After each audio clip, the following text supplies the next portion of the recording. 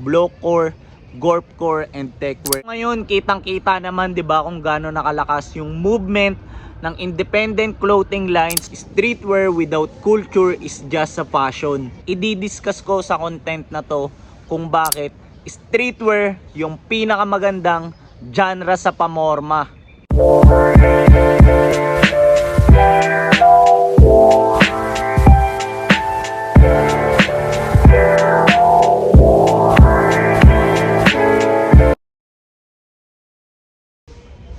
Good day sa ating lahat. Dito ako ngayon sa isang spot kung saan may kailangan akong asikasuhin. Then since maaga ako nakarating, naisip kong i-shoot na lang muna tong bago kong content para hindi naman sayang sa oras habang naghihintay ako, 'di ba? So let's go.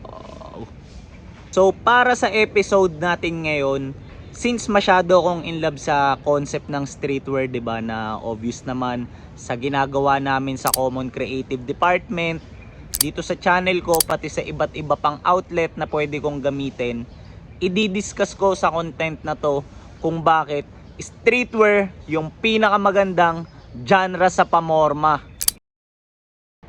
Yo, bago tayo magsimula, para nga pala sa mga hindi nakakakilala sa akin, I'm Mike Lacson, then gumagawa ko ng mga ganitong klase ng content while hoping na makatulong sa pagpapaganda ng forma ng mga gaya kong interesado sa streetwear. So ngayon, bakit nga ba streetwear yung pinakamagandang genre ng pamorma para sa akin? Well, yung main reason ko is wala kasing nakakapagsabi kung anong sunod na mangyayari sa kanya. Unlike dun sa ibang genre ng mga pamorma na masyadong predictable and paulit-ulit lang yung nangyayari. Kaya nga may praise na fashion repeats itself, 'di ba? Pero para sa akin, hindi applicable yung kasabihan na yan sa idea ng streetwear kasi in less than 50 years lang, sobrang dami nang nangyari and nangyayari pa sa kanya simula nung nanggaling siya sa hip-hop and skateboarding scene hanggang sa paunti-unti na involved na rin siya sa vintage items, sneakers, high fashion, arts, workwear, and syempre sportswear na nagbigay naman ng idea para sa alam nating Blowcore, Gorpcore, and Techwear ngayon, o 'di ba? Sobrang dami, sobrang siksik.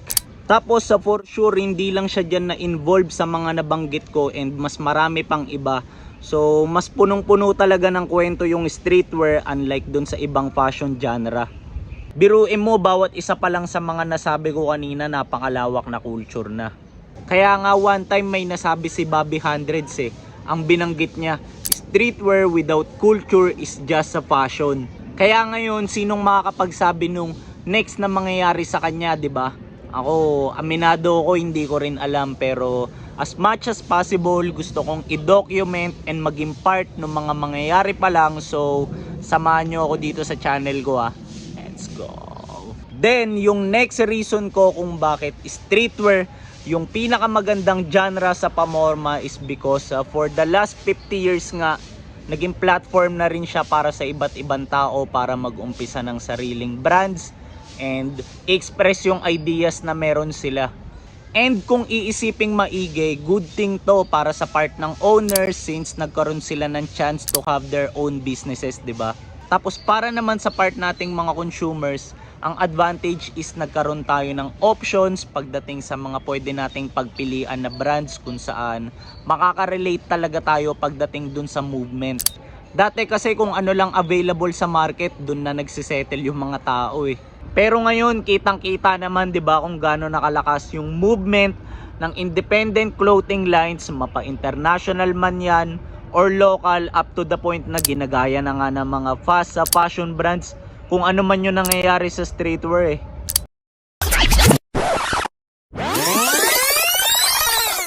At dito na nga ulit natatapos tong episode natin ngayon. So sakto lang kasi pupunta na rin ako dun sa lalakarin ko. Then kung meron ka man natutunan, show some love sa kahit panong paraan. Then see you sa next kong content.